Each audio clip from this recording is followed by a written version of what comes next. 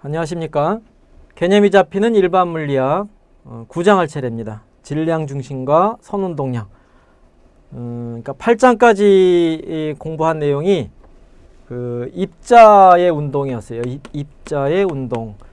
근데 이제 사실 입자만이 아니죠. 물체를 본 건데 그 물체 중에서 입자처럼 움직이는 거죠. 입자처럼 또는 그러니까 입자 또는 입자처럼 움직이는 물체 운동을 본 거예요.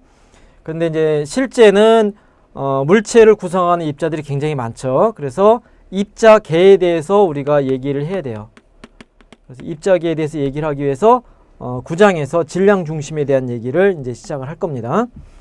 그러니까 사실은 9장 내용부터는 조금 복잡해지는데 일단은 뭐 9장에서 주로 다루고자 하는 주제는 그 가장 간단한 게 두 입자 사이의 관계고 두 입자 사이의 충돌 문제를 이제 다루게 돼요. 그러니까 충돌 이전에 전반적인 어떤 질량 중심하고 운동량에 관한 것들을 정의하게 될 겁니다. 자, 그래서 9장부터 이제 입자계에 관한 얘기다 하는 거고요. 자, 물체 운동을 보면 물체 입자들로 이루어져 있죠. 그래서 입자계라고 구분해주면 물체를 운동을 시켜보면은 입자와 같은 움직이는 점이 딱 하나 있어요. 그 물체의 운동은 그러니까 이런 야구방망이를 던지면 위로 딱 던졌죠. 그러면 이렇게 포물선을 그리면서 떨어지는데 실제로 포물선을 그리는 것, 입자처럼 포물선을 그리는 거는 딱 한 점이에요. 나머지는 그 뭐 경로를 그리기도 복잡하네. 그죠? 이게 분명히 여기 얘네들을 이어보면은 포물선이 아니죠. 그죠? 더 다르게 돌리면은 이제 이 끝자락 같은 경우는 이렇게 뺑뺑 돌면서 갈 수도 있는 거죠. 그래서 나머지 부분은 굉장히 복잡한 운동을 해요. 그러니까 이제 예를 들면은 이런 포물선 주변에 원 운동을 하는 것, 회전하면서. 근데 이 경우도 그렇고 공 같은 경우는 사실은 구분이 잘 안 돼요. 공을 던지면 이렇게 포물선을 그리면서 떨어지는 걸 사진으로 찍은 건데 사실은 이 경우에도 공도 그 크기가 크고 뺑뺑 돌 수 있다 그러면 공이 돌면서 회전하는 거예요. 돌면서 포물선을 그리는데 이때 공의 중심의 어느 한 점은 포물선을 그대로 그리고 나머지 점들은 이 주변을 뺑뺑 돌면서 움직이는 거죠. 그래서 이러한 것들은 그 사실은 태양 주위를 도는 지구의 운동, 그 다음에 지구 주위를 도는 달의 운동도 마찬가지로 이와 같이 다 분석할 수가 있는데 어쨌건 입자가 움직인다 그럴 때 그동안 우리는 입자가 움직이는 것을 물체가 움직이는 것을 입자처럼 움직인다고 생각했어요. 그래서 실제로 이제 이런 상황에서 야구방망이가 입자처럼 움직이려면 이렇게 돌면서 움직이는 게 아니라 이렇게 가야 돼. 이렇게 던졌으면 얌전하게 올라갔다가 그대로 떨어져야 돼요. 이런 경우는 입자처럼 움직이는 거예요. 근데 이런 상황은 굉장히 비현실적이기 때문에 실제 상황이 이렇게 돌아가는 거다. 그때 입자처럼 움직이는 한 점이 있다. 그게 질량 중심이에요. 이제 나중에 해석하니까 그렇게 되는 거예요. 그래서 질량 중심이 굉장히 중요한데 질량 중심의 정의는 사실은 수학이에요. 수학적으로 정의되는 거예요.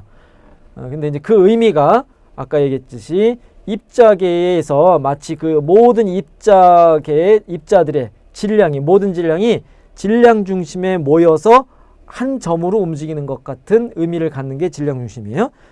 근데 이제 실제 정의는 불연속적인 입자계, 그러니까 불연속적으로 질량이 띄엄띄엄 떨어져 있는 경우에 대해서 n개의 입자들을 하나의 묶음으로 생각하자. 그런 입자계에 대해서 질량 중심의 정의는 수학적으로는 질량 분포에 대한 어떤 평균점이에요. 정의가 이거예요. 그 mi의 ri 벡터, 그러니까 i번째 입자의 위치 벡터를 곱해서 다 더한 다음에 전체로 나눠주는 거예요. 질량 전체로 합한 값, 요 대문자 m은 전체 질량. 그래서 곱해서 더한 다음에 전체로 나눈다. 그게 일반적인 평균이잖아요. 산술 평균. 그래서 질량이 어디에 위치하느냐, 그러니까 이제 가중치에 대응하는 거예요. 그래서 질량이 어디에 평균적으로 위치할 수 있느냐, 평균점을 수학적으로 정의한 건데 그게 이제 수학에서는 그냥 어떤 변수들의 어떤 분포에 대한 거고 이걸 이제 물리적으로 얘기하려면 질량이 어느 점에 평균적으로 분포하느냐 그걸 얘기하기에는 좀 애매하죠. 그래서 그냥 일단 수학적인 정의로 받아들이고 요것하고 관련돼서 물리적인 성질을 쭉 추적했더니 말 그대로 모든 질량이 이 질량 중심에 모여서 한 입자처럼 움직인다. 그렇게 이해를 하면 되겠어요.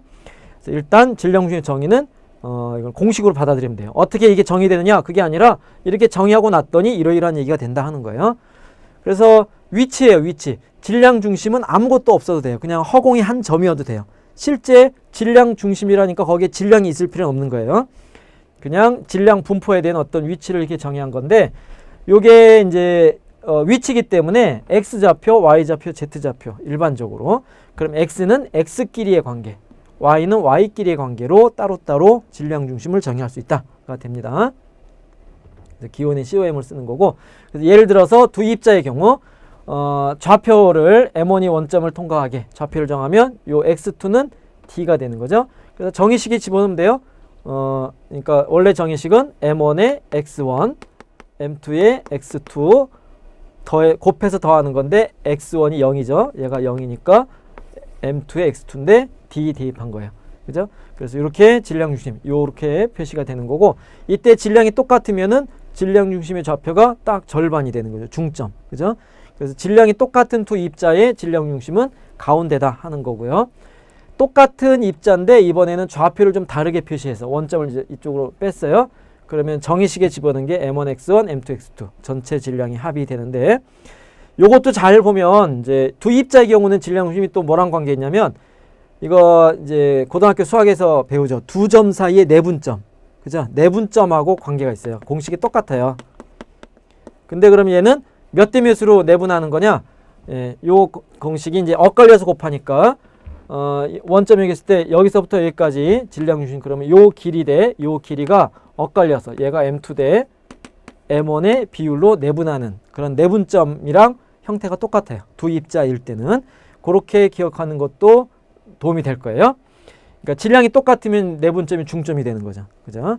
예, 그래서 요건데 이제 이 x1하고 x2의 관계가 d만큼 떨어져 있으니까 걔를 대입해가지고 여기다가 x2를 대입해서 표시해보면 이렇게 쓸 수 있는 거고, 요것은 앞에서 우리가 그 좌표를 x1이 0이 되는 좌표를 정했었죠. 예, 그때 질량 중심의 좌표, 지금 우리가 보는 건 요건데 아니죠. 이게 질량 중심의 좌표인데 요 x1, M1로부터 질량 중심까지 좌표는 아까 요 그림에서 봤던 좌표랑 같은 거예요. 요거였죠. 예, 그거랑 지금 요 관계가 똑같다. 그래서 당연한 얘기지만 좌표계에 따라서 질량 중심의 표현은 달라지지만 입자들 사이의 상대적인 위치는 변화가 없는 거죠. 알겠죠? 그래서 항상 내분점으로 찾은 게 더 쉬워요.